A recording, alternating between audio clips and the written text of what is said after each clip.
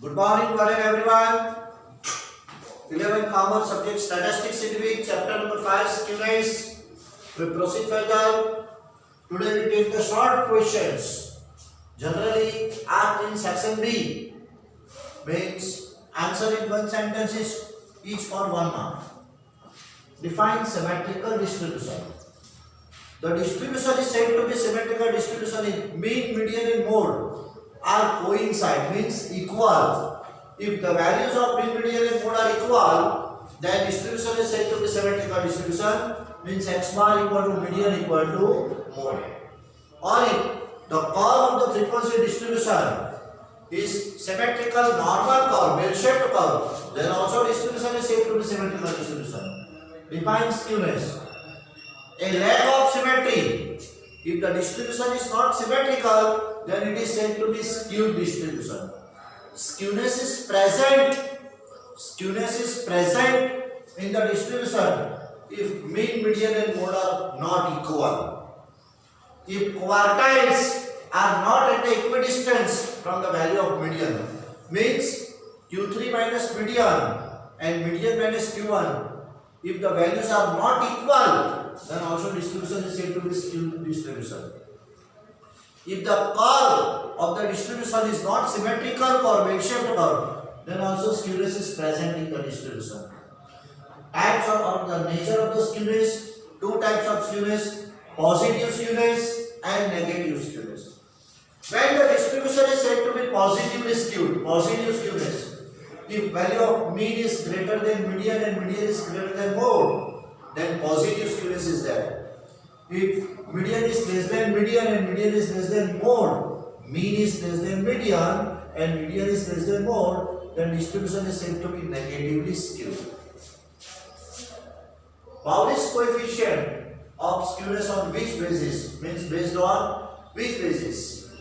Pauli's coefficient of skewness is based upon generally quartiles, means partition measure, positional measures.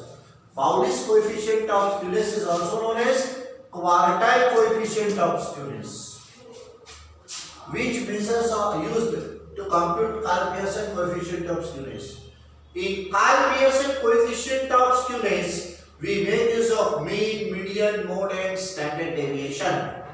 Central tendency measure mean, median, mode, and dispersion measure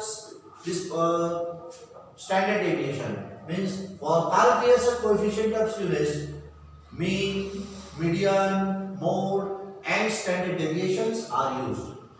Which measure of skewness is more reliable?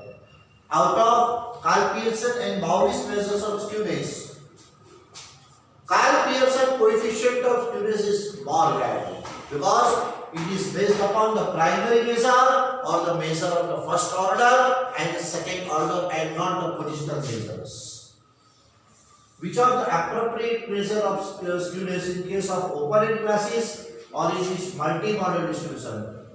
If in the frequency distribution more than one mode or open-end classes, in the first class lower limit is not given, in the last class upper limit is not given, then Pauli's coefficient of skewness is appropriate measure of skewness. State the type of skewness in values, mean, median and mode are in descending form. If the values of mean, median and mode are in descending form, therefore mean is greater than median and median is greater than mode, the distribution is said to be positively skewed. If the frequency curve of the given distribution is right-tailed, means this type, right side more curve, then distribution is said to be positively skewed. So positive skewness exists in the distribution. Right-tailed means positive skewness. Left-tailed means negative skewness. State the range. Range means value range in case of Karl-Pearson method and in case of Pauli's method.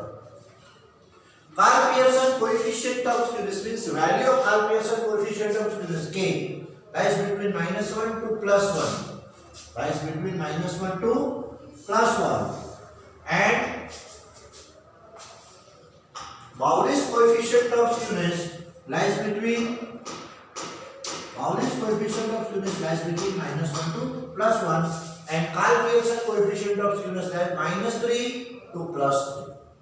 Means range of the coefficient of skewness value range for Karl Pearson -3 से लेकर +3 तक, Paul's coefficient -1 से लेकर +1 तक.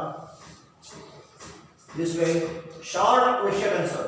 See, in all statistical studies, the theory part is much more important.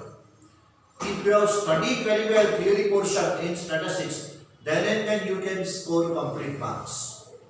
Most of the students do not take care about this theory portion. They neglect the theory, and so they cannot get the good marks or only the passing marks or borderline.